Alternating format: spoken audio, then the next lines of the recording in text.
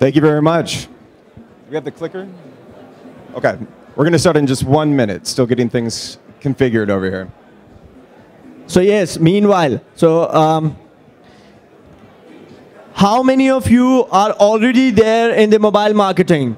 How many of you? Is there anyone who is already doing mobile marketing? You're doing it? Okay. With which company or like how? I'm doing it with Dish TV. I work for Dish TV. Yeah. So yeah. Dish TV. Okay. So how beneficial you think and to use mobile marketing to reach people? See, we have just started doing it, and we feel that like it's the future. Going forward, it's going to get it more leads and like more people, like more eyeballs, basically.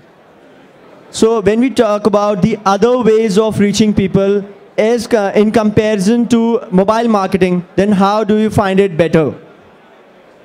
I feel that like everybody there are multiple screens which everybody goes through these days, and everybody has the mobile in their hand. So I feel that our TG is basically on mobile, and that's the way to go forward. That's great, and that's what we are talking about. That mobile marketing is the best way to reach people. And now over to you, Mr. Cameron. Thank you very much. So we got a quick introduction. Again, my name is Cameron Stewart. I'm the GM of Has Offers by Tune. I also have Siddharth, the CEO of Tyroo, with me. Just give a quick overview of who we are and what we do. So Tune is a technology platform, and what we do is we focus on the mobile marketing industry. We have two different products, one called mobile app tracking, and that's built for app developers to measure which performance ad partners that they have are actually driving valuable users. So it's an SDK that lives inside of the app, and then it measures who's actually driving installs and then also the post-install actions. The other product that I manage is Has Offers, and that's built for ad networks to manage all their different advertiser and publisher relationships. It's a white label product, so you can brand it as your own. And one thing that we really focus on is making it easy for the data to flow from the advertiser back over the ad network, so everybody has visibility into what campaigns are performing best. Siddharth, you want to talk about Tyroo? Yep. Hello. Hi, I'm Siddharth. I'm CEO and founder of Tyroo. Tyroo, we fundamentally focus on the cross-device ad network space. We have been there in the market for the last 7 years. Over the last 1 year, we have started to focus on the mobile-only space, trying to align where the audiences are moving in emerging markets. Today, I think so, most of our large customers are spending money with us, either on top of the funnel lead generation, which is app install, and which Cameron is also going to talk about it in this presentation. And also, I think so, on the lower funnel, we are dealing with retargeting, where we're trying to focus on the in-app retargeting space. I think so we'll be happy to share our experience working with Tune, working with Has Offers, and talk generally about the market and how the Indian consumers and advertisers in India are seeing consumer behavior towards their actions and engagements. Yeah, absolutely. I'm really excited because I think that I can give a good technology point of view, and Siddharth can really focus on how he's using technology to work with those different customers. So just to lead off, talk about the mobile revolution. I only saw a couple hands of folks that are actually doing mobile marketing, but worldwide it has just been absolutely exploding, and even more so here in India. If you just look at the digital ad spend that's hitting across the entire world, billions and billions of dollars are being spent, and if you look at the opportunity that we have faced here in India specifically, mobile mix is actually projecting about 430% growth over the next several years in mobile ad dollar spends. Siddharth, can you talk a little bit more about that? Yeah, I think so. Most interesting, if you look at the data, is that everyone coming to our markets, and most of the marketers in general, when they look at this data, that wow, 500 million plus mobile phone devices, 150 million almost smartphone devices. What are we doing not spending money on mobile? But I think so one of the biggest challenge which we all face today is that what is the true universe of people who are actually using internet on these mobile devices? How many people are actually using internet on these smartphone devices? Very interestingly, I was reading data on one of the large blogs in India on the earning reports of one of the large telecom operator, and trying to map back what is the universe of people using internet on these devices.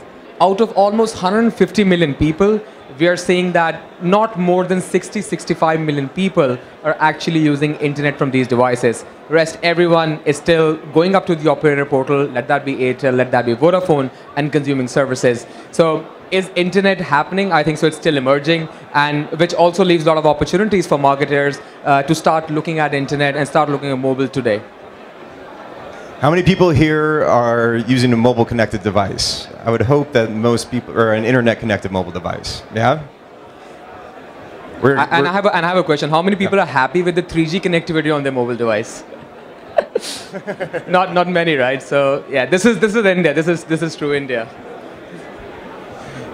So the other thing that we really need to talk about is the amount of impressions, right? When we talk about mobile advertising, it's about getting the brand in front of the consumer.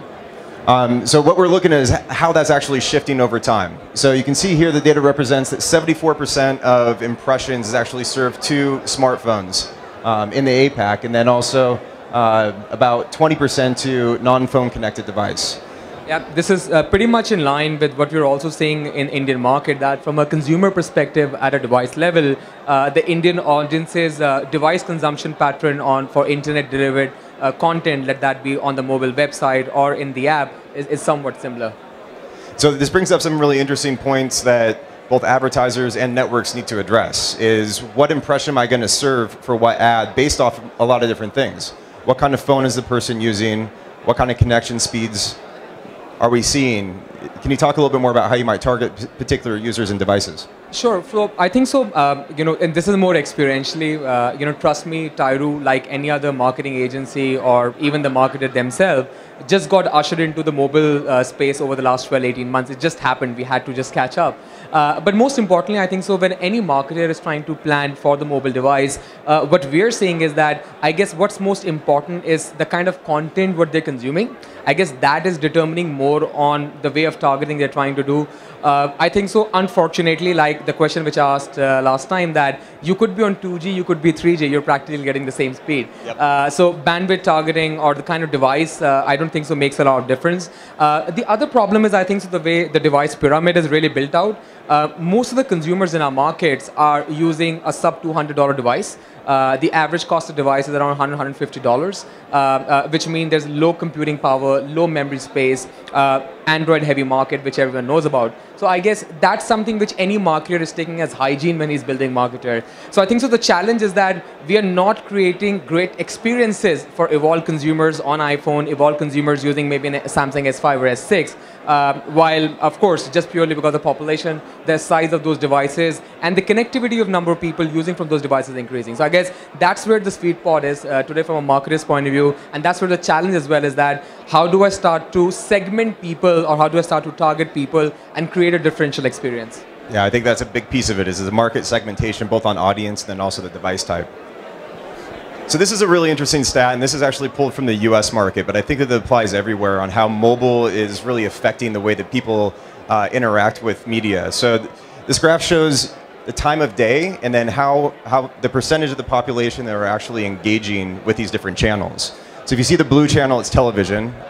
If you are much like myself, I usually get home from work and turn on the TV, which creates that huge spike in the media consumption right there. The green is internet, so obviously when people get home, they have free time, they're also doing the same thing. The one thing that really stands out about mobile, and this is actually specific on iOS and Android apps, is you have a much more consistent pathway throughout the day. And really what that means is that you have a more consistent engagement level with the user.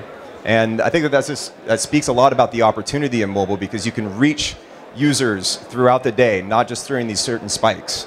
Do you guys do any kind of day partying or really focus on when to serve a particular ad? I think so, especially in Indian markets, Tyroo also run its own supply side platform. What we see is that for our own managed inventory, where we're responsible for driving yield for our publishers, we actually try to focus, especially our e-commerce advertisers, during the time period between 7 p.m. till 1 a.m.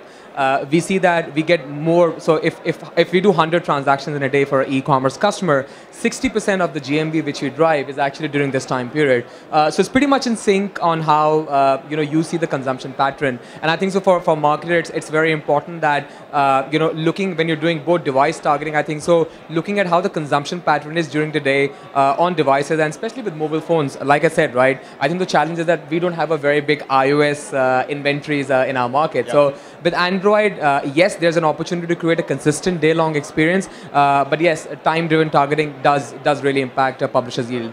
Good. So this is, again, more of a US-based stat and worldwide stat. And Siddharth and I were talking about this and how it's actually quite different. So this is actually showing media consumption on a mobile device. And what all these studies actually show is in the US, 80% of people's time is actually spent within an app. And only about 20% on a different medium, whether it be a browser or something along those lines. My personal feeling is it's because it's giving a much more native experience, and you've probably heard a lot about native advertising, and really it's the sex appeal of what an app and a native experience can give you on your mobile device. So why do you think it's different here in India than maybe back in the States? I think so. The fundamental difference is the, as you said rightly, it's about the native experience.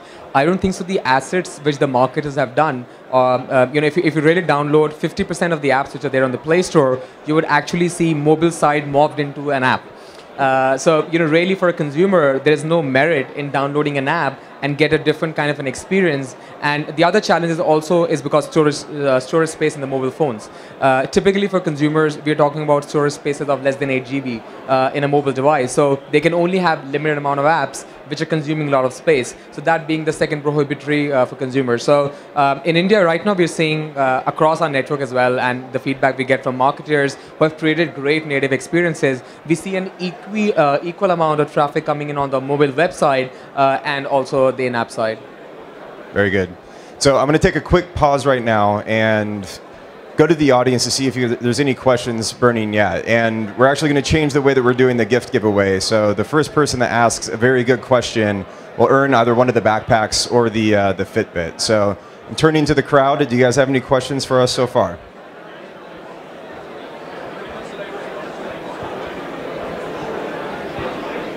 This one? In the previous slides of yours, you have seen this one.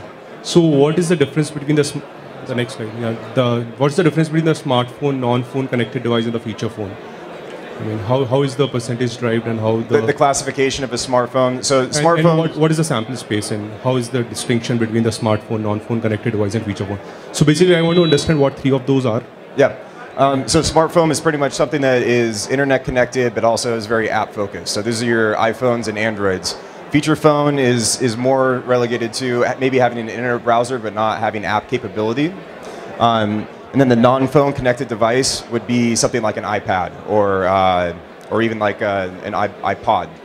So those are the distinctions on how those ads are actually getting served out. So basically, is it non-phone connected device are those which don't require SIM or the broadband data? I think so. From a device point of view, what they really mean out here is that especially in the US and in Europe, if you look from a consumption pattern, a lot of the people there has been a drastic shift in internet consumption happening away from laptops with their personal devices, and tablets stands out. I guess the larger chunk of non-phone connected devices are going to be tablets. Mostly in the US, people don't tend to use internet on 3G. More people tend to use on Wi-Fi. Yeah, so that's there. But yeah, if you go into markets like China, Korea, there the consumption even on the personal devices is happening via SIM card. Yeah, personally, I spend. I don't even have a 3G or 4G connected iPad. I just connect to it through Wi-Fi. If I need it on the run, then I hook it into my tethering. Do you have another question? Hi. This is what we have been hearing since morning, and it's been resonated in your session also, that India is a mobile-first country, you can say that, right? And your data also says 74% people are connected on smartphones. But there is a challenge from the connectivity perspective, storage perspective, whatsoever. And B2B faces even more challenge in targeting those right people. So do you think B2B companies like mine, I'm part of Wipro, should be discouraged from using mobile networks for retargeting, or they should be still encouraged and find another way to do it? From a India market scenario, especially if you talk about B2B large company like Wipro, I think so in MWC, Wipro was doing a very different pitch to their customers. But really, I think so today there are two pieces for you. One is that it's not only about customer acquisition from a paid media point of view. I think so a B2B player like Wipro should be focusing on the customer experience on those devices. I think that plays a much more important role. Today, I don't think so if I'm standing in this ad tech conference and if I open a Wipro.com site on my mobile phone, it takes that context, it takes that content into an input and then try to meshes me to the CRM. right? So if you're doing that, I think so that's how a B2B company like Wipro should be doing. So I don't think so mobile, it's only about what we do with paid media marketing from a customer acquisition point of view. I think so mobile allows us to create more of a personalized relationship with the customer, and that I think so is getting enabled irrespective of the speeds, right? I think so in India we have the Jugaad, right? So irrespective speed would be 1.5G, and in US they don't even have 2G, 3G. They are on Wi-Fi. Their infrastructure is much, much better. So I guess the ecosystem is evolving and around that, for sure. Thank you. Another question over there. This is the lady at the back. She wants to ask a question. Hi, Siddharth. Siddharth, my question is that you mentioned 150 million smartphone users in India. IDC. Yeah. IDC mentions. Yeah. Next year. So out of them, 65 million are using internet on mobile. Yeah. So do we see any reason like content availability in local language is also a major reason why we are not reaching to this 150 million level? Yes, to a certain extent, but I think so. If you would have met me 8 years back, and when we started Tyroo, I think so one of the biggest USPs for us was that we created an ad network which could monetize vernacular content. So that was the aim when we did that. It did not come true on desktop, never, because first of all, there was a prohibitory cost of actually logging into the internet. The device cost was a big entry barrier for someone like who was non-English speaking to actually access content. But I think so with mobile, I have a different perspective altogether. I don't think so language is going to be a barrier. The reason being is that I feel you look at any market, let that be India, Indonesia. Today, if you really talk about, if you go to a consumer on the streets, when he's, or even if you look at the operators when they're doing advertising, right? Last year, Airtel's biggest campaign to propagate 3G connectivity or acceptability was watch a video in 1 rupee. So the content experience on the mobile device is all going to be multimedia, it's going to be video. And with that happening, I think so language is not a barrier anymore. So with most of the content consumption, and when we do a lot of the research, we have also bought out a new company called 79, which has done a great mobile video SDK. What we're seeing is that a lot more consumers are more happier consuming content on mobile devices in multimedia fashion, and which is not pure English anyway. So I don't think so language going forward will be prohibitory in terms of adoption. I guess it's more to do with the price point. I guess the price point of connectivity, with that coming down, I think so the ideal price at which internet connectivity would make sense in India has to be below $5. At $5, 1 GB speed, if that's something available in India, that's when we'll see massive adoption happening. I think so that's a major problem statement, because the device costs have definitely come down. Okay. Thank you. Very good. So another interesting thing that we were talking about when we were putting this presentation together was the amount of consumption the rest of the world uses in gaming, and it seems to be much more limited in India.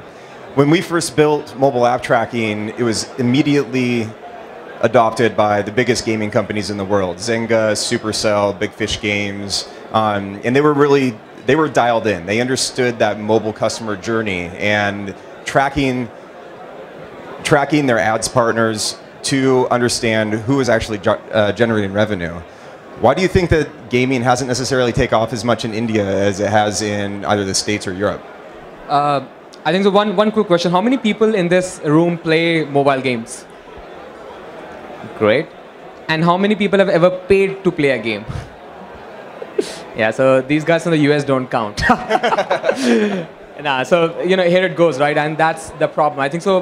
There are two reasons why gaming has not been a very large category from a revenue point of view, and I think so. The answer is there in the next slide, which you're going to show out. I think so. Is the kind of content consumption which is happening. So if you look at India as a market, we're seeing that Indian gamers are generally casual games or arcade game player. I think so. Everyone in this room would know much more about Candy Crush than would know about Clash of Clans, for that matter, right? Not everyone plays Clash of Clans. And the reason for that is, I think so, again, going back to the two same points. One, those games are light. The device, the storage space, the net connectivity, that prohibits people from playing strategy games. And people, and this was a question, I was doing a panel in Beijing, I was doing a panel in Chengdu actually last year in China, and we got asked out, right, do people don't play strategy games in India? And this is one stat which I actually got from one of our blogs, was that there are around 8 million Dota players in India, right? Connected Dota players in India. That's not a small population. So which means, though Indians have appetite for strategy games, they really do. But I think so, again, the device, the connectivity do not enable them to actually have the right experience and then entice them to go out and make a payment. And lastly, I think so it's not also about the consumer. It's also that the cost of acquisition which the gaming companies are paying in the US and Europe to acquire audiences, there's a huge gap in India. Just because the operators, the kind of rev shares they're offering, and credit card penetration is quite low in India. So if you people are using Apple Store and Google Play Store, you know that you can't buy anything till the time you have a credit card. That itself is a big prohibition for adoptability or acceptability of micropayments. Yeah, so I mean, it really could become a bigger opportunity as connection speeds increase and everything else, and the payment models really come into play. Yep. So something to consider as that follows. I think this slide is really interesting. Almost a full hour of Americans' days are spent playing games on their phones. From a GM's perspective, I'm not very happy of that when I walk out into the floor and people are sitting there on their devices playing games. So we also wanted to bring up why mobile is a little bit different. There's a couple of people who are doing mobile advertising right now. I take it the rest of you are probably engaged more in the online space. So there's really a couple of different ways to look at mobile and why it's different. The first is driving installs is really the new lead gen. An install is not a sale. It's an opportunity to get your brand in front of that user. So there's a lot more going into engaging that user beyond the install. And that's apparently my numbering got messed up. These are all #1 reasons. But the activity beyond the install and the engagement, whether it be in-app purchases, social shares, or even just a registration into an app, is getting that much closer to an actual paying user. Yeah. So I think so. If you talk to any marketer, right, today I think so there are two types of goals which any marketer have on mobile devices. We meet one set of advertisers who say, hey, we need app installs, right? We need app installs. We need it today. We are large e-commerce companies. We want to get into the device. We meet marketers who say that, no, I'm looking at mobile more as a brand communication channel. How can you get me reach? How can you create a relationship with the customer? I think so, to be very honest, today out of 10 conversations, and this is since today morning, 8 out of 10 conversations were around, hey, I need to get my app installed. We still don't see that conversation happening around that, hey, I need to create a brand using mobile device or, create a brand with a mobile first strategy. So with apps in mind, I think so in India especially, and that's what we're seeing, and with e-commerce being the largest category, I feel they're looking at app as an opportunity to get rid of all the paid media providers. So they're saying, hey, can we pay X amount of dollars to you upfront today to acquire the customer, to get our app inside the device, create a relationship, and then continue to farm out using our CRM, that relationship, and gain a lifetime value of customer. I guess that's why, when you look at installs or when you look at the whole mobile marketing activity today, they sit more closer to the lead gen side of the thing, more closely tuned to the CRM, than just sitting in and saying, hey, it's a one-time transaction. I'm looking at what kind of a cost per sale or engagement which I'm getting. I guess that's a big difference for a marketer who's trying to plan out for mobile devices in India. Yeah, the CRM perspective of mobile is really interesting because you get the ability to really, an advertiser that's really managing their data correctly, they can really start iterating the content that they're engaging that user after the install on. And we've seen a lot of companies in e-commerce and in gaming and also in utility apps that have really upped their revenue because they've adopted this model of, I've acquired that user, I now have the ability to analyze them and understand how they're engaging with my brand inside the app, and then reach out to them. And it could be if they're not engaging. I think that's another thing that we have a slide for later on, but it might be something we talk about right now, is this concept of re-engagement. If you're tracking how often a user is actually opening an app, it gives you the opportunity to say, okay, this person hasn't engaged with the app for 7 days, I'm gonna send them a push notification. Or I'm gonna go to one of my ad partners and I'm gonna have them run a re-engagement campaign.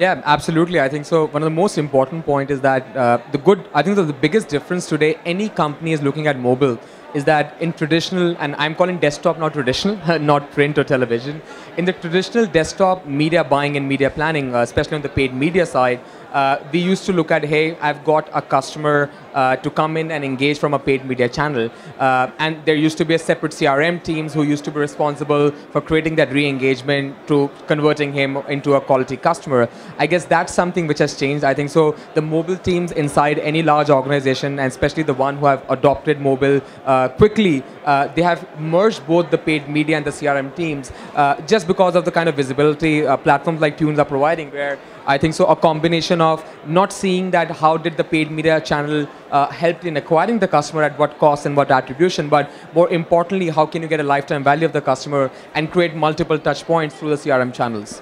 Yeah, it's nice because a lot of times you have that one touch point or that one ID that you can correlate all those future activities to, and it's bringing marketing down to the individual level as opposed to the broad audience.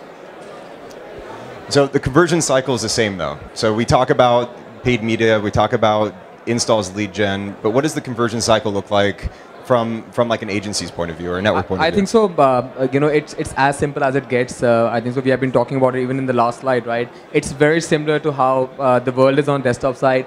We need to talk about the conversion cycle from a paid media point of view. You need to get the attribution right for the various touch points which are coming in. The retention, what are your DAUs, what are your MAUs, in terms of the usage of the customer who have really come in. How do you identify those touch points, and are those customers acquired meeting those metrics or not? And lastly, I think so retargeting is right now a little overplayed. I think so retargeting, one should not get confused about retargeting from a paid media point of view that, hey, I need to involve a retargeting provider to help me to get that customer back. But I think so, but retargeting could also mean that how does your CRM comes into play with push notification. It could be discounting, it could be a relationship message, it could be a personal experience when the customer logs into your assets again. I guess a combination of these three indulge in completion of the sales cycle. So who are the big spenders today? This slide is really interesting to me because you look at this pyramid of massive companies, and at the very top, these are all mobile-focused companies as well. You look at the top, you have Uber, WhatsApp, Flipkart. All these companies have valuations over $10 billion, and most of them have only been around for maybe 5, 6, 7 years. And so what we're finding is that there's these companies that have just come out of nowhere, really honed in on mobile, made it their business, mobile-first companies, and now they're just completely dominating.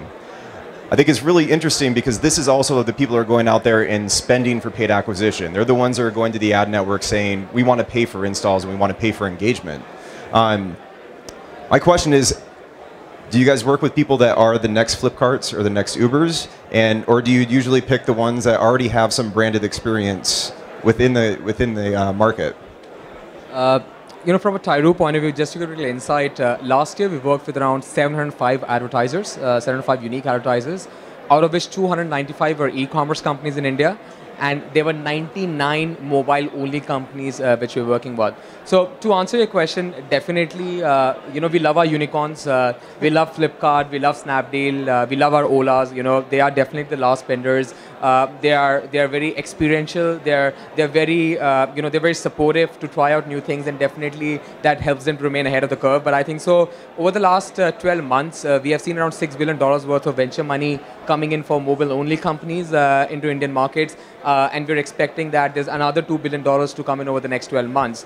So especially from someone like Tyroo's point of view, I think so most of our energy and my personal time is going in towards looking at categories like grocery, looking at category like dating. How can we have the next Tinders of the world coming in from India? How can we have the next big utility app coming in from India? I guess definitely we're spending more time on the bottom of the funnel because that's what we did 6 years back when a Flipkart was a nobody, when a Snapdeal was a nobody, and they were just good friends. Yeah, we're seeing that in the States as well, where there's just mass amounts of VC money flowing into anything mobile, and those dollars are mostly being lobbied for just for user acquisition budgets, and the VCs see the value of going out there and paying through all these different ad channels in order to get their investment in front of consumers. So I don't think Uber or WhatsApp would have necessarily elevated to where they're at if they didn't have a solid user acquisition story. So yeah, bang on. I think so from an India scenario point of view, I can definitely tell you 20% of all that venture money is going to go into marketing. So everyone in this room should be happy that there'll be enough jobs for us, there'll be enough work for us to innovate to and to help these companies become the global unicorns. I think we all have to contribute towards that. Chasing the unicorns. So I think that this leads into another interesting topic that we're seeing more technology being built in the mobile ecosystem, and that's how you're actually engaging those users to give ratings and reviews. It's a massive piece of the mobile app ecosystem because these advertisers don't actually own their landing pages. We're sending them to the Google Play Market or the iTunes Store, and from that they only have so much real estate and so much content that they can deliver. So do you guys look at and work with or give advertisers feedback in terms of like, listen, you don't have any reviews, you need to find some way to engage people and give that feedback? I think so. That's something which. So one thing good about India, and I think so. You should ask your team, and they must have experienced it firsthand. Indian internet entrepreneurs or Indian mobile entrepreneurs are right up there in the valley. So you can talk to them about anything, any metric, and they were already tracking it. So from day one, when we started to work with either any small company or the large e-commerce companies, definitely things like what's going to be my feedback, how are you impacting my ranking, how the reviews are really spanning out for each of the channels. They're very, very cautious. They're more cautious than we are. Just to give an example, a couple of months ago, one of the large dating apps, we were just trying to help them out to get their ranking up going.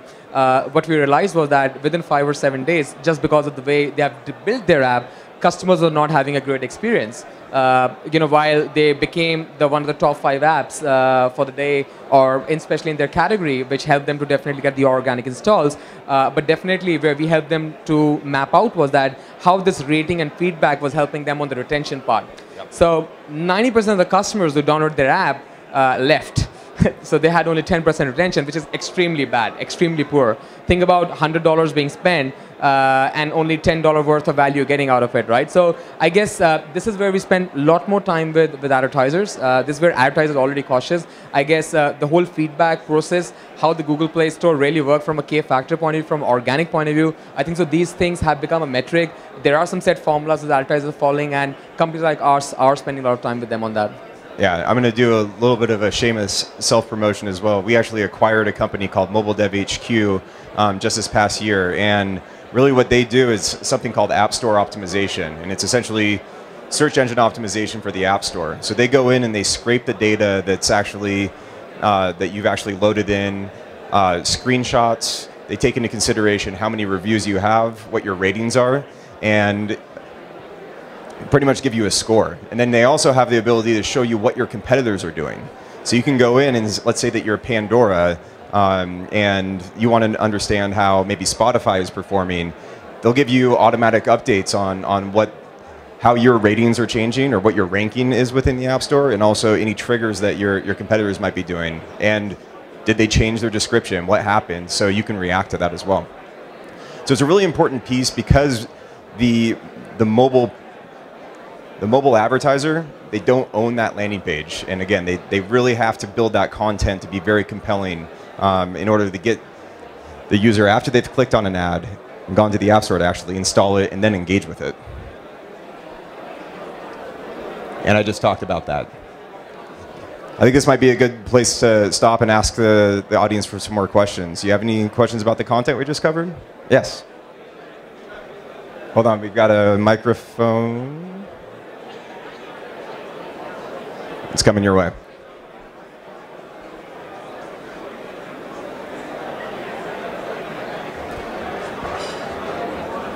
Hello.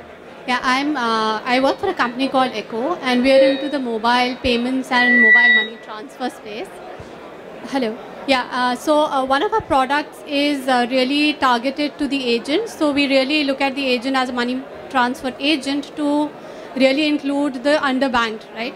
So we have an app, and we have. So what we're really wondering is that is this a good time to really target those agents from a digital marketing perspective, or do you think it's a little early to do that? I think so. I'm sorry, I'm just trying to answer from an agency's point of view. I think so. Most important thing for any B2B business or a business which has two sides, where you have merchants or retail point of sale which you're trying to create as a network, is that they would be very happy to retail something or stock something which they see, right? That's a typical FMCG mentality, is that if there's a big television advertising happening, they would move that biscuit product to the front desk because they feel the walk-in customer is there. So I guess definitely for you, if you really want to enroll a lot more merchants, and I've seen this with the insurance category, and I'll give example from desktop. We have worked with a lot of insurance companies in past where they need to do a lot of agent recruitment, right? Because agents form a large chunk of revenue coming into them, helping them to acquire more customers. It could be housewives, it could be semi-professionals, so forth. And if I was to become an agent, I would definitely want to, if I would ask in room, everyone will say I would want to become an agent of LIC or HDFC Life. Why? Because they are those brand, right? Their brand recall is very, very high. So I think so that same would apply to your business, that if you really want their, more agents should recruit towards your campaign, they need to first accept you as a brand, as a consumer. Otherwise, you can continue to give them as many incentives as possible. Someone else will come in with more incentives and take them away.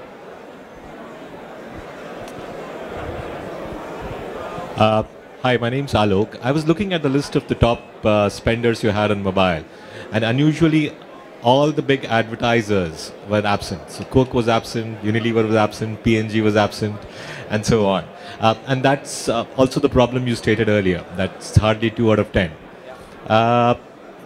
Is something in the pipeline to change that? From international point of view, you can answer that. I can try. I think that what we've seen and what we've noticed is that it's really the mobile-first companies that are coming in and spending in mobile, and it's been an education curve that we've really been working with agencies for like the last 2 or 3 years, and understanding how does the performance mobile piece of it really factor into the branded piece of it. So we're seeing a lot more shift in that respect. I think one thing from our perspective, e-commerce in mobile is huge in India, and in the US it's just getting there. So even Amazon's experience in their mobile app is not that great. So what we've seen some of the people in more of the big ad spending in the digital ad spends area do, take for example like L'Oreal, who does makeup, they are actually gamifying their product. How are you really going to engage someone with the L'Oreal brand with makeup? Well, they've built an app. It's actually built more as a game so you can engage with their different products. So it's just coming around. We're just hitting that bell curve of the mobile-first companies going out there, really consuming a lot of the ad dollars, and we're starting to see more of the traditional media buyers or media agencies move into the mobile space. And just to add to that, I think so from a FMCG company's point of view or from the traditional large advertisers' point of view, I think the challenge has been is the way the marketers have been looking at doing paid media advertising. I guess most of the marketing dollars, and this is more as a vendor experience, not more on the other side. What we've seen is that most of the spends really come out more aligned from a campaign perspective. It could be a launch, it could be an event. I don't think so the marketer themselves are taking a more holistic approach of owning a relationship with a customer. I think so there are only a few early days, and there are a few examples where the brands have been successful. So I think so with Coke, we have seen a surge or increase in the amount of mobile spends happening because they have been able to create some certain assets which now they're trying to bring to the mobile side, and their objective, their thought is that can we create a relationship with our customer, can we get to listen about them more or not. I guess until unless you try to take that asset or a property approach or more as a CRM approach, if you're going to remain in spurs that we will spend money, let that be around a particular event, let that be Diwali, let that be New Year, Christmas, I don't think so the channel will be able to give a return. I think so mobile's biggest USP today is that it is giving you an opportunity to create a direct relationship on the personal device with a consumer. So I think so marketer has to change that approach, and that's what app first companies or the mobile first companies have been able to take advantage to and grow. And again, as I said, Coke is doing that, and we are working with them. We're seeing good results on that. I think so more and more marketers stop to think very 3 months, 6 months, 12 months or a campaign. I think so definitely we could have them up here. Yeah, and to add to that, actually, no, you hit it right on the head, so I won't add to that. So who can read all of this? Okay, that's what I thought. I couldn't even read it when I had it blown up on my computer. This is all the technology factors that are going into the mobile ecosystem right now. And I find it really interesting because it is all over the place. You have loyalty, referral, and gamification. You have content marketing. You have email marketing. You have app store optimization. You have social media. Really what is happening now is we're starting to see a little bit of consolidation. It doesn't look like it right now, but I saw a stat where this LumaScape a year ago was about half the size. And so that means that there's more MarTech companies that are focusing on mobile just exploding on the scene, and Tune is one of them. So I'm happy with it. But what we're really trying to do at Tune is essentially become a data bus. So we're doing all these attribution analytics, and we're actually helping the advertiser and the marketer and the networks understand what's happening. But there's so much more opportunity to connect with all these third-party vendors. And so we're actually busing the data that we're collecting out to these different partners. Maybe you can talk a little bit about how Tyroo leverages the stuff that Has Offers gives you, but how you're also plugging that into different systems. Sure. So I think so. My problem is that when I look at such LumaScape, is where do I put Tyroo? And that's the question which I get asked so many times by marketer. Where do you sit? You do retargeting. Someone said you do CRM. Someone says you do creative and design. You're saying that you're native, so you should be doing content marketing. So it's very confusing, right? We ourselves are not able to classify where do we really sit. So I think so that lack of clarity, and there's so much confusion out here. I hate this. I hate the LumaScape. So personally, but more importantly, I think so from a Tune perspective, where Tune is really helping us out is that like said by Cameron, I think that they're trying to be a data pipe. They're really taken a lot of load away from us as a partner, where there was a lot of investment which we were doing in getting the integration cycles, in educating the clients on the attribution side of the things, on what, where, how should we be done. I guess that heavy lifting is now being done by provider like Tune. I guess the other important part as a vendor, which we're finding advantage, is the detailing of data points which we actually see. I think so. The world is moving at a very rapid pace. The advertisers' needs are changing very rapidly, and Tune is able to react to that and make sure those data points are available to us as a vendor, which helps us to optimize much better. So I guess what Tune is trying to do with data on the advertiser side definitely help someone like Tyroo as a vendor much more clearly to meet out the optimization goals wherever the marketer is sitting. And most importantly, I think so, the usability of the platform. And this is, I was just in a meeting yesterday, and I was giving feedback of one of the large e-commerce companies. I think so, a lot of the people, when they look at technology platform, they look it up, and this is the problem India specific, and I would say Asia specific. We don't care about reporting. We know everything. No one can teach us anything. So, hey, okay, can you do attribution? This is last click attribution, boom, give us data. Your job is done. But if someone would spend time in doing the cohort analysis, look at the data which actually Tune is giving out, trust me, you can reduce at least 40 to 45% of additional spend going in paid media.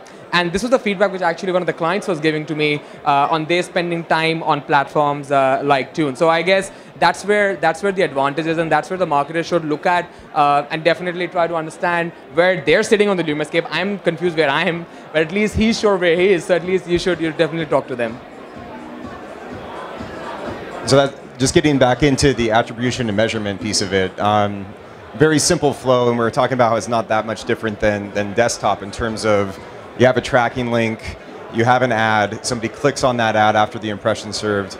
A little bit different because they're going to the app marketplace as opposed to a landing page that the advertiser's actually using, and then the attributed install is actually correlated.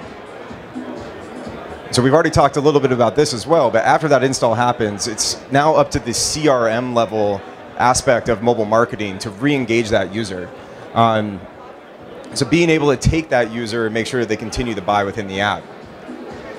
And one way that marketers are really starting to do that is using something called deep linking or deferred deep linking. And so when you talk about e-commerce specifically, there's so many different pages even within an app or a website, if you think of it in that sense, where if you're going to show a Flipkart ad, is it just going to be Flipkart, or are you going to have something that's going to be more compelling? So maybe it's it's a pair of shoes or a computer or a cell phone that you're actually engaging with. So being able to deliver a creative that is compelling, and again on that one-to-one basis with that user, is extremely important. Instead of just sending them to the Flipkart app where it opens up, being able to send them to that product page within the app is really what we're seeing take it by storm in marketing. Again, being able to target users, target what their interests are, and then get them as close to the conversion process as possible within the app. So there is a difference between deep linking and deferred deep linking. So deep linking is what I just explained. You see the pair of shoes on the creative, you click on that, you go through into the app, and you go to the shoes. But that's when you have the app installed. Deferred deep linking would actually bring the user to the App Store, give them the ability to install the app, and then once that app is installed, it then, in a deferred sense, brings you to that content, to those shoes. So again, that's helping bridge the gap from that lead to actually getting that sale as quickly as possible. Is there anything that you guys are seeing in India or any players that are really playing with this type of technology? Yeah, I think so. This was one of the big features which Tune came on start of this year, and I think that's something which has really helped us out. If you guys remember the slide which Cameron showed earlier around day parting, right? How the behavior of consumers are during the daytime. And Tyroo is doing a lot of app install campaigns for a lot of the large e-commerce companies. Now, typically when we do those campaigns, so there are two ways to do promotion. We could be showing, hey, bland Snapdeal ad, download the app, right? Or we could be personalizing the experience based on the data which we have, that, okay, this consumer, let's say it's females, so why don't we show them female dresses, female shoes, and get them to click an ad. Entice basis the device profile data which we're building at the supply side platform. Now, when we used to do that in the early days, because in India we're still growing, people change phone every 8 months, we are hard to predict that, do you really have a Myntra app, do you really have a Snapdeal app, where we could actually send that traffic into. So that's the problem with deferred deep linking really solved out. So today, you could be changing your phone every 6 months, but if we have tracked you, we are recommending based on your consumer behavior. You're a female. We said, hey, this is a great shoe for you from Myntra. And when you click on that, if you don't have the app available, first you send to the Play Store, you download the app, and now, when you open the app, instead of just being thrown to the Myntra's homepage on their app, you actually get thrown to that right product, to that right category. So that really helps your conversion ratios, which you're trying to do from paid media. So definitely for marketers, especially who are spending on CPCs, this is a big problem, even when they're spending money on other paid media channels. And mobile is still a display channel, so a lot of inventory is available on CPC. It's a big relief. It's really impacted conversion ratios. Yeah, we've seen a huge uptake both in the US and in Europe in companies that are really just focusing on doing this deep linking. So that's their value add, and it's really driving the cost of paid media down just because it's so much more relevant. You get so much more revenue based off of it. So we're just talking about these in-app experiences as well, and what you're tracking within apps. This is another thing that we were really trying to enable the mobile ecosystem to do, is give the supply side partners insight into what's actually working. And it's not just the install. So these are some of the main points that we recommend app developers to track and then also share back with their supply side partners. So getting the install is one thing, but is that user registering? Are they creating an account within the app? That's another really aspect. Are they subscribing to get push notifications?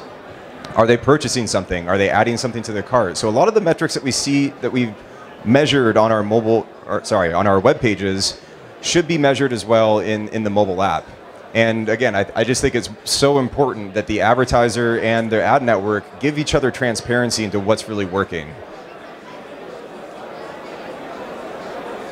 So just going back to the retention piece, it's that is the name of mobile. And an interesting fact that I keep hearing is that is the uninstall rates that are happening on mobile apps in India. And it's just so important that you work with your advertising partners to make sure that the right channels that they're working with are actually driving those valuable users that are being retained.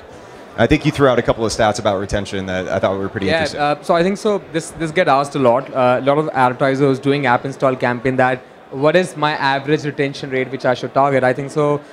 Very interestingly, I've heard most absurd numbers to some realities. I get told by a lot of advertisers, hey, we are seeing 50% retention rate. I'm working across 15 markets. I've never seen 50% retention rates from paid media channels, and not even from Facebook. So that's a bluff. I guess for India market, and I think so from category to category that really differs. But for e-commerce category, the number we hear for advertisers who are doing television advertising, it hovers around 30%. For people who are not doing television advertising, their retention rates are around 20%. I guess that's more realistic. That's much more closer to what you should benchmark on. For content apps, I would say that the retention ratios in our markets are somewhere around 20-25%. Gaming apps, you should not again target more than 25% for India as a market. Very good. Going to open it back up to the crowd again. Do you have any questions about engagement? I don't know who was first, but I'm going to leave it up to him. Hi, my name is Adarsh. I want to know if 75% of the people are leaving the app, is there a way we can know something about the people who are leaving the app, like people who have uninstalled? So all the measurement is about the people who are having the app. But people who have left the app, is there a way to measure them? Yeah, absolutely. So the question, just to clarify, sorry, I couldn't hear it fully over the music, but it was about measuring the user in the app and what they're doing. Is that? So I am saying the people who have uninstalled the app. Yeah. So out of the 100, if 70 have uninstalled, is there a way we can know something about the 70 who have uninstalled, which source they came from, for how long they were, something like that? Yeah, so you can either trigger an uninstall event, and so you can correlate that back to that one user. But another metric that a lot of app developers are looking at are DAUs and MAUs. And so that's daily active users or monthly active users. And so almost a more important aspect to measure is how often are they actually opening the app and how often are they engaging with it. Again, if they haven't uninstalled it, then you have the opportunity to do that one-to-one push notification or engagement or personalize that message to say, hey, we haven't seen you for a while, so come back. So I think that those are three metrics that are really important to build into your app to be able to measure is how often are people opening them and what actually is the uninstall rate. But just to add to what Cameron's saying, I think so very specifically from uninstall you can know a lot, right? Because you're spending money to get that customer inside. What source have you spent money on, right? What was the CTR? What was the CR? You would know how much amount of time that consumer spent before he did uninstall. So that device ID level data is definitely available if you deployed the right tracking partner in your app. So yes, you can plan a lot, or you can come to know a lot of data about consumers who are leaving your app as well. Okay, so is there a way we can do it in tune, or there's some other? Can you do it in tune? He's saying that. Yes. Yeah, you can. Yeah. So it's an event that you can trigger within the SDK. Okay, thanks. Yeah, hi, my name is Lokesh and my question, Siddharth, is to you. So my question is, while everybody understands that, mobile gaming is pretty big in India, right? So my number says that, mobile gaming community in India is around 55 million, right? So that's a pretty decent number. 55 million audiences. Yeah, no, sure. The active users on mobile gaming, right? Sure. So from Tyroo's perspective, has there been a case wherein you have gone back to any of these app providers and suggested them to use a game, the existing game, to acquire new customers? And the second most important factor is to use those games to retain, because I hear it that retention is a problem here, right? And I completely agree and I'm synced with the numbers that you shared. My stats say that, the retention for these games is like not more than 15-20%, right? So if you could share some case study, because typically as an advertiser, our interactions with advertisers are typically, foot in the door kind of a scenario. They don't want to be innovative, they don't want to think beyond, and ultimately, they reach out to somebody else to do ideation and stuff like that. So my understanding, whatever I've been hearing you for last 30-35 minutes is that you believe in ideation, right? So have you done this kind of a thing wherein you have actually suggested a mobile game to a brand? And if not, then why we are not doing that? Because you're actually missing out on a big opportunity there. So yeah. I'll try to answer. So let me get the question right. One, you said is that India is a very gaming, so we have enough gamers in our market. What are we doing to get more of game advertisers to spend money in India, acquire more customers? Is that correct? No. Or why aren't we using the same strategy for brand advertising? No. My question is very different. Sorry, because you're not audible, sorry. Sure. My question is that we have, everybody talks about Facebook, Twitter, YouTube, right? So Sure. typically story starts from there and ends at Twitter, right? So gaming community, right, is another set of a community which exists, right? It's another tool, gaming as a tool, right? So while we use Facebook as a tool or Twitter as a tool, gaming, whether that's on PC or mobile, right? So this discussion is primarily for mobile. I'll restrict my discussions there, right? So why, as an innovator marketing guy or as a company, why are we not looking at using gaming as a retention acquisition tool here? So I'm not saying that you go back to maybe a King or Gameloft and ask these guys to start advertising. No, I'm saying a case like, going back to Snapdeal or Flipkart and telling them, guys, there is enough gaming community available. Why don't you, some kind of engagement can be, created using those games. Got it. So the answer is yes, we do it. Today, from a Tyroo point of view, 30% of our revenue at SVG level goes to gaming supply, to gaming publishers. Especially in the gaming ecosystem, rewards is a very big contributor, especially to the app economy. One of our companies which we acquired called 79, they've actually built out a great video SDK product for guys like kings.com of the world, where when consumer is playing games, we are trying to bring native video experience as part of the game as well, enticing him to consume the advertiser communication either in a video, 3D, or maybe a 2D one-on-one relationship format, and get them incentives. That could be an extra life. It could be some free coins or rewards. So definitely we're already doing that. From a larger market perspective today, I would say gaming is 70% of the supply in Indian market is actually gaming. Because game developers create immense amount of page views, they create immense amount of average time spent, as Cameron was showing in the slide earlier. So yeah, they're not ignored. They're not ignored. Sure. And also, I think so. The good thing is, I think so, we have been doing in our business over the last 12 months is that there are a lot of brand advertisers now. So if you'll play your favorite games, you'll start to see a lot more brand activations happening inside games. So that's not futuristic. That's today. It's already happening. Thank you. Another question back there.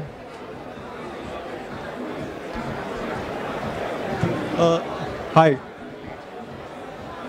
Siddharth. Yeah. Hey. Siddharth, you made a pretty interesting point about that the retention part. 30% if it's television and 20% without television. Does that mean that 30% because of the incremental reach the television offers, or basically because that means whatever is there in digital, television offers an incremental reach there, and the install happens, and is that the logic correct, or because no. What does it imply? So, actually? Especially for markets like India, and this is very unique to Asian markets in general, and this has been more experiential on desktop as compared to mobile, and you can add from the US. What one has seen is that television advertising actually helps consumers build trust in brands. More than anything else. So if you talk to any large e-commerce company, you talk to any large mobile-only company, for them to do TV advertising is not that they have been able to crack the formula of install to transaction, but the formula is very clear that it helps them to increase the conversion rate. Let's say on the desktop side, it helps them to improve their on-site conversion rate on that same amount of traffic which they're acquiring. So it's more about trust. People tend to trust the brand who has the money to spend on television advertising. So let's say if a brand today would start to spend on World Cup, and that's what World Cup's TV spots are more expensive, people tend to recognize that brand much more. People tend to trust that brand much more. So that is the reason why the retention rates automatically has an impact because of television advertising. But the other logic can be that they might install, but they might not use. Absolutely. So it helps to build trust, right, so that people ends up transacting because now they feel, hey, this company is big enough for us to trust our money with. Right. Yeah, we're seeing that in the US as well, where there's branded ads. Like one of the best Super Bowl ads this year was Supercell for Clash of Clans. And really what it's doing, because there's only so much content that you can deliver in the ad experience, but that's also where we see video advertising come into mobile as well. You see this correlation, and it needs to be part of the marketing mix for somebody that has that large budget to do user acquisition campaign, but then also do a branded campaign through television or some other channel. I think we might be close to time, right? Yeah, but the last question from the gentleman, last one. Absolutely. Hi, my name is George from Ogilvy. I just wanted to know what is your understanding or prediction in terms of branded content, or what kind of content do you see happening on mobile other than e-commerce or apps or any of those kind of things? What kind of content do you see happening in the future? In the future, it's, well, I think that actually starts tying into the idea of wearables as well. Apple Watch is getting released, and Samsung already has some of these as well. And so I think that the messaging and notifications is like a really easy way for people to create content, but I think that we're going to see more hardware that's enabling different content generations. But As 79 has proven, video is massive in content. It really gives the exposure to the brand before you get to that kind of stale app store landing page. So I think videos go in really far. Native experiences in terms of advertising are really important as well. You look at Facebook, although they jam as many ads as possible into that feed, it's not necessarily as disruptive as a banner is. And so, so I think that rich media is providing a new way to give different content as well. But I think there's the right mix between the product that you're selling or that you're presenting and the content that you need to be doing on the advertising side. Yeah, from my perspective, I think so. If I talk near term, over the next 2 years, we would see mobile video becoming definitely the currency. So we'll see more multimedia content coming in, just because in our country, a lot of people can understand Hindi or any language. They can't read it. I think so that's one currency which will become quite effective. I think so the other thing will be personalization of communication from the cloud. I think that is something which will change out a lot. That how would, let's say, a television campaign which has got created can be personalized for me. Let's say if I'm a Thomas Cook for that matter, and Siddharth really like beaches, then when Siddharth consumes that television campaign, he should only see beaches, beach volleyball and things like that, as compared to someone else who like hill stations, snow, Switzerland. So I guess that's something which we'll see over the next 2 years, a combination of video, the combination of personalization becoming the tune for content.